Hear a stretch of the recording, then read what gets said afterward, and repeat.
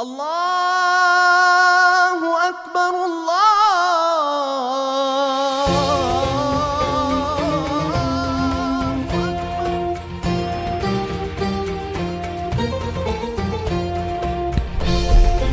بسم الله الرحمن الرحيم. السلام عليكم ورحمة الله وبركاته. الحمد لله رب العالمين، والصلاة والسلام على أشرف الأنبياء والمرسلين وعلى آله وصحبه أجمعين. أما بعد. Pengurus Badan Kemakmuran Masjid Al-A'la Kampung Cap Masjid mengumumkan hasil tabungan amal pada malam ke-7 berjumlah Rp1.180.000 dan total tabungan amal dari malam pertama hingga malam ke-7 berjumlah Rp9.720.000. Dan kemudian dengan berniatnya kita beriktikaf, marilah kita dengarkan tausiah subuh atas Tengku penceramah yang bernama Dr. Tengku Mufakir Muhammad MA. Kepada Tengku penceramah, waktu dan tempat kami persilahkan. Lebih dan kurang saya mohon maaf. Wabillahi taufiq wal hidayah. Assalamualaikum warahmatullahi wabarakatuh.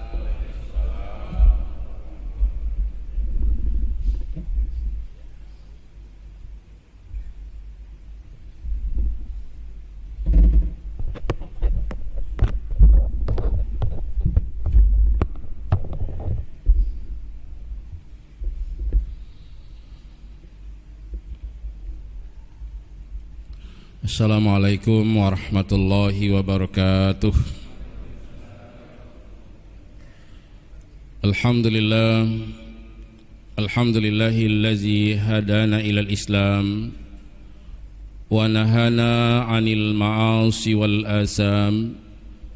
Asyhadu an la ilaha illallah wahdahu la syarika lah wa asyhadu anna Muhammadan 'abduhu wa rasuluh. Allahumma salli ala sayyidina Muhammad wa ala ali Muhammad wa sallim tasliman katsira.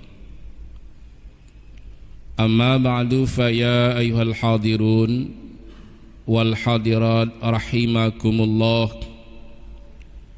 Usikum wa nafsi bis sabri was salah, innallaha ma'as sabirin. Wa qala Allah ta'ala fil Qur'anil Karim, a'udzu billahi minasy syaithanir rajim, bismillahirrahmanirrahim. Hal ataka hadisu dhaifi Ibrahim al-mukramin إذ دخلوا عليه فقالوا سلاما قال سلام قوم منكرون. Sadaqallahul azim. Ma'asyiral muslimin dan muslimat jamaah subuh Masjid Al-A'la, masjid yang dirahmati Allah. Kita bersyukur kepada Allah atas segala nikmat dan rahmat-Nya. Hingga subuh hari yang berbahagia ini kita telah dapat bertemu di dalam rumah Allah di bulan yang penuh keberkahan Syahrul Mubarak, bulan Ramadan, bulan yang penuh dengan berbagai macam kebaikan dan keberkahan. Dan semoga Allah Subhanahu wa taala selalu menganugerahkan berbagai macam kebaikan dan keberkahan kepada kita semua.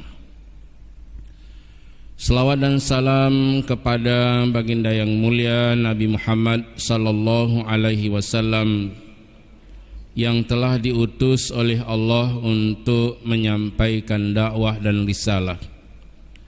litukhrijan nasa minaz zulumati ilan nur, untuk mengeluarkan umat manusia dari alam kegelapan menuju cahaya iman.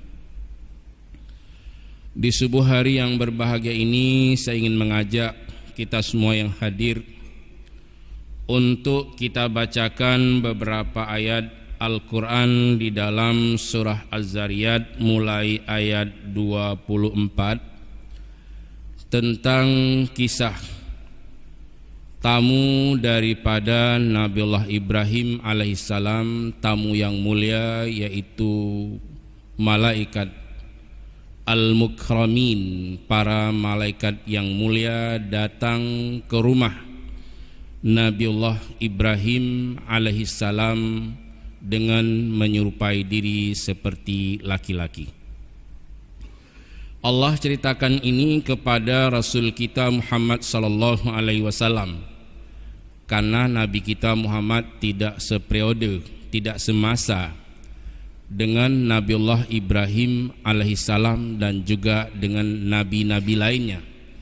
Tetapi Allah memberi pengetahuan dan ilmu kepada Nabi kita Muhammad sallallahu alaihi wasallam, bisa menceritakan tentang sejarah para rasul, para nabi sejak masa Nabiullah Adam alaihissalam sampai dengan ke zamannya. Hal ataka hadisu dhaifi Ibrahim al-mukramin, wahai Rasul, sudah sampaikah berita kepadamu tentang tamu Nabiullah Ibrahim alaihissalam yang sangat mulia?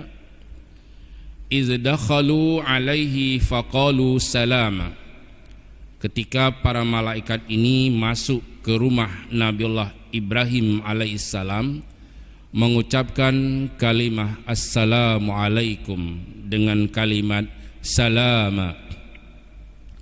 Lalu Nabi Ibrahim alaihissalam menjawab, qala salamun qaumun munkarun. Nabi Ibrahim menjawab, salam, wa alaikumussalam, wahai orang yang belum kami kenal.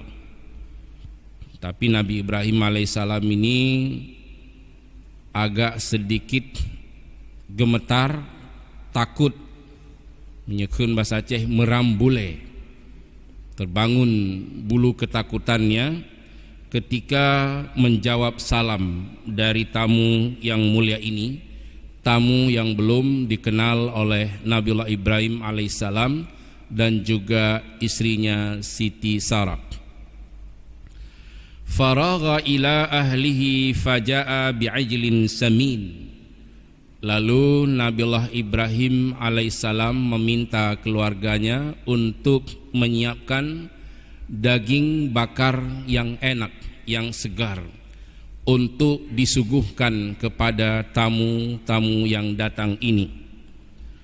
Setelah daging bakar itu siap dan para malaikat yang menyerupai diri laki-laki itu mendekat dengan Nabiullah Ibrahim alaihissalam, Ibrahim pun mendekat dengan tamunya. Makanan yang sudah disuguhkan tidak dimakannya oleh para malaikat yang menyerupai diri seperti laki-laki itu. Lalu Ibrahim bertanya, qala ala ta'kulun, mengapa antum semua tidak mau memakannya? Malaikat ini menjawab, nahnu qaumun la ya'kuluna wa la yashrabun. Kami adalah kaum yang tidak makan dan tidak minum. Barulah di saat itu Nabiullah Ibrahim alaihissalam bertambah gemetar, Sarah pun bertambah gemetar, dan Nabiullah Ibrahim alaihissalam mengetahui bahwa yang datang ini benar-benar al-mukramin, tamu yang sangat mulia, yaitu para malaikat yang mulia. Ketika Nabi Ibrahim dalam keadaan gemetar dan takut, malaikat itu berkata, jangan takut. Wa basyaruhu bi ghulamin alim, kami datang pertama untuk menyampaikan berita kepadamu bahwa Sarah istrimu tak lama lagi akan melahirkan seorang putra yang sangat cerdas dan alim, namanya Ishak. Lalu Ibrahim alaihissalam sangat bergembira mendengarkan berita ini. Sarah pun dalam keadaan tersenyum dan gembira bahwa tak lama lagi mereka akan memiliki seorang anak yang sudah lama diidam-idamkannya, dinanti-nantikannya, yang bernama Ishak. Dan Ishak itu diberitahu oleh Allah melalui para malaikat, ghulamin alim, seorang anak yang sangat cerdas dan alim. Lalu setelah itu Nabiullah Ibrahim alaihissalam bertanya lagi, qala fama khatbukum ayyuhal mursalun. Lalu setelah ada satu berita gembira, karena malaikat tadi menyampaikan ada dua maksud kedatangannya. Pertama, menyampaikan berita bahwa istri daripada Nabiullah Ibrahim alaihissalam yang bernama Sarah akan melahirkan Ishak. Kemudian maksud yang kedua, setelah ditanya oleh Nabiullah Ibrahim alaihissalam, qala fama khatbukum ayyuhal mursalun. Apa tujuan kedatanganmu wahai para utusan Allah? Para malaikat itu menjawab, qalu inna ursilna ila qaumin mujrimin.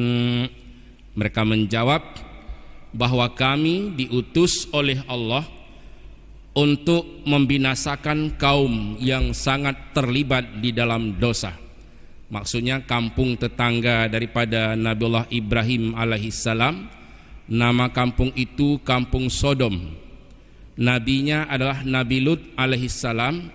Ketika ini disampaikan, Nabi Ibrahim dengan spontan berkata, wahai para utusan yang mulia, bukankah di sana ada Nabiullah Lut alaihissalam beserta orang-orang yang beriman?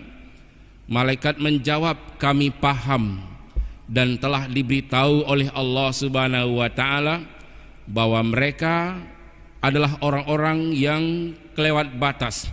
Tetapi Nabiullah Lut dan orang-orang yang beriman nanti akan diselamatkan, akan kami selamatkan atas perintah Allah Subhanahu wa taala.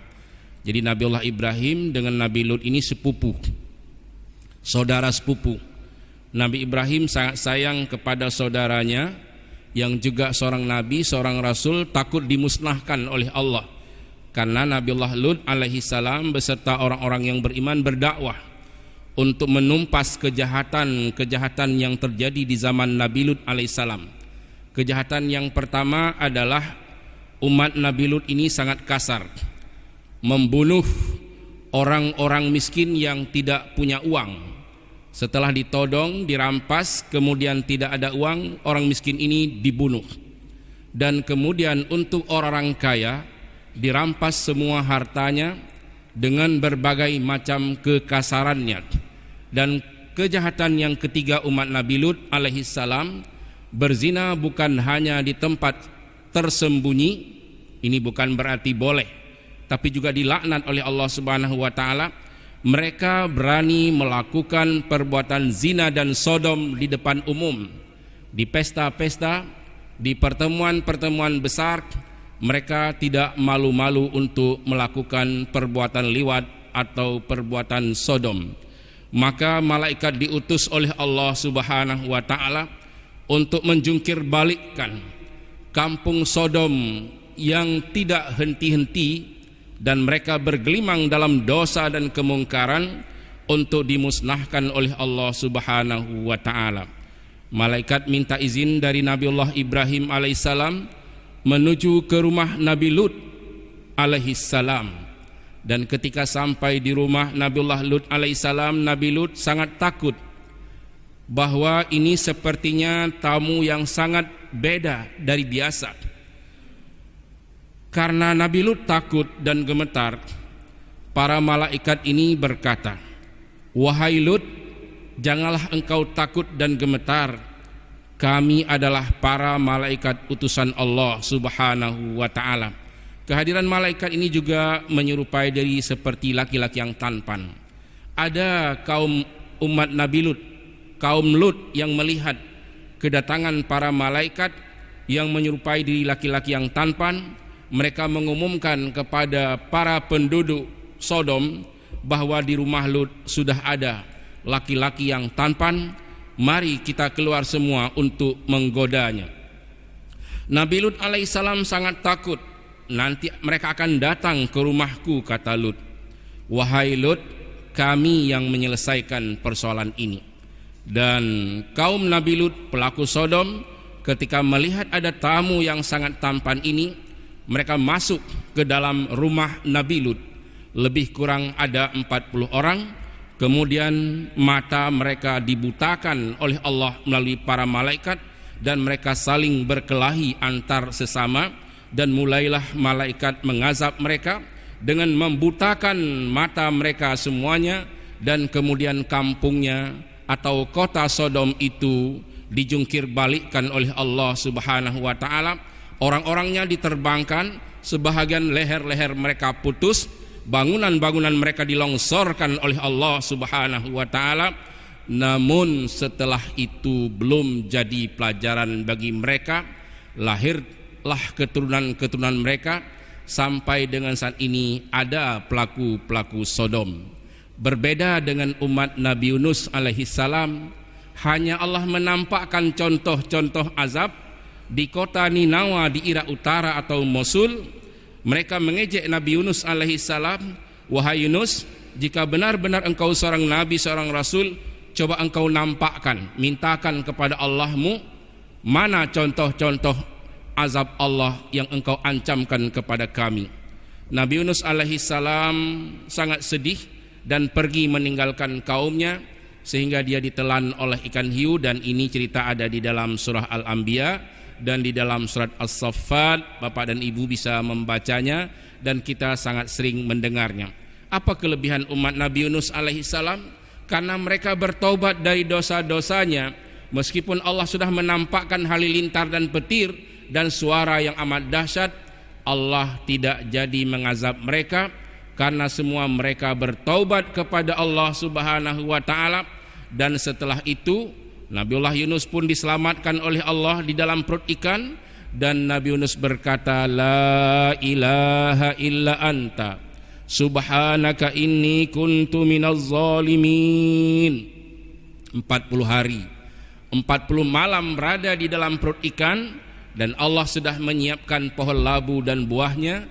Setelah itu Allah perintahkan kepada ikan paus untuk memuntahkan kembali Nabi Yunus yang berada di dalam perut ikan. Lockdown selama 40 hari 40 malam. Makanan pertama yang dimakan oleh Nabi Yunus alaihissalam adalah buah labu yang menguatkan badannya, min yaktin, yang diciptakan oleh Allah di dalam surat As-Saffat. Dan setelah itu Nabi Yunus alaihissalam berdakwah. Tidak ada satupun warga kota Ninawa di Mosul di Irak Utara itu yang ingkar kepada Allah Subhanahu wa ta'ala. Maka Allah ceritakan di dalam surat Yunus, tidak ada umat yang paling bagus kecuali umat Nabi Yunus alaihissalam. Memang mereka dulu pernah berdosa, tapi kemudian mereka bertaubat kepada Allah, dan setelah melihat azab dan cobaan dari Allah, tak ada satupun yang ingkar kepada Allah Subhanahu wa ta'ala.